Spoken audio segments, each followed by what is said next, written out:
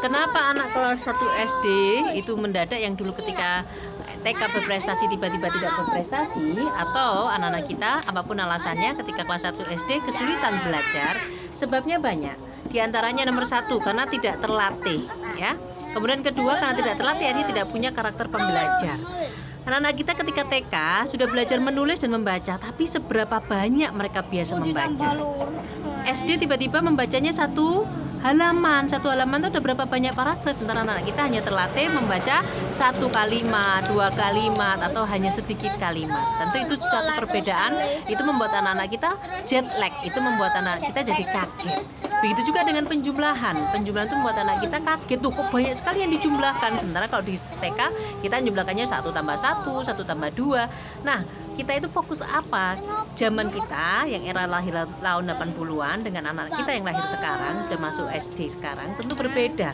Kalau kita memang berorientasi anak kita berprestasi akademis, tidak harus selalu akademis itu menjadi perwakilan sekolah, tidak, tapi konteksnya adalah bersyukur kepada Allah karena sudah diberi kemampuan otak yang baik, lahir dengan kondisi normal, bisa diberi kemampuan kita untuk menyekolahkan anak kita, maka memang sudah seharusnya anak itu berprestasi. Dan itu nanti juga akan terkait nanti ketika anak kita besar. Ketika anak kita tidak suka belajar, tidak suka berprestasi, tidak mensyukuri nikmat yang sudah dimilikinya, maka itu membangun nanti ke depan anak-anak juga akan menjadi ordinary people. Bagaimanapun kita semua akan jadi ordinary people, akan jadi manusia seperti umumnya. Hanya saja kalau kita hidup terbiasa dengan mengedepankan kualitas, maka hidup kita akan tenang.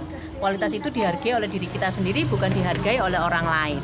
Nah, ini Abdillah membaca sudah sangat bagus. Kemudian yang kedua menghitung juga sangat bagus, masih di penjumlahan. Kalau kita mendidik anak kita dengan baik, kita bisa mengajarkan penjumlahan itu sangat lama.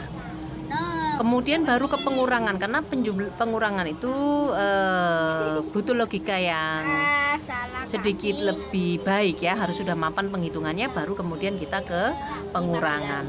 Kemudian yang sekarang sedang ditumbuhkan apa? Kemampuan memahami.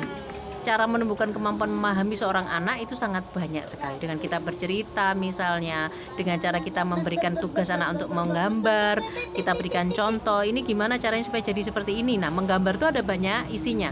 Mulai dari satu yang menggambar bentuk-bentuk yang paling sederhana, ada banyak ya di YouTube ya.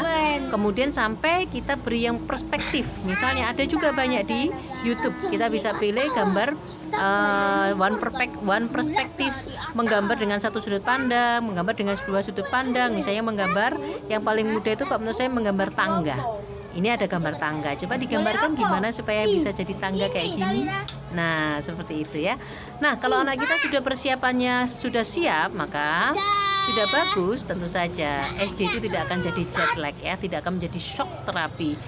Anak kita apalagi yang laki-laki butuh waktu biasanya untuk pulih dari shock di awal kelas 1 SD, bisa 4 tahun, 3 tahun, tergantung dari treatment kita orang tua yang berikan.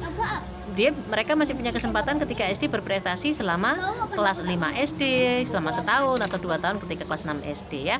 Prestasi itu penting karena erat kaitannya dengan kemampuan bersyukur. Yang tidak bersyukur akan gelisah, yang bersyukur tidak akan gelisah.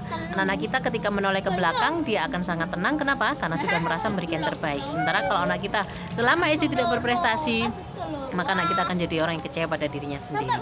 Itulah pentingnya berprestasi, pentingnya bersyukur, pentingnya berprestasi, bukan untuk orang lain tapi untuk diri kita sendiri.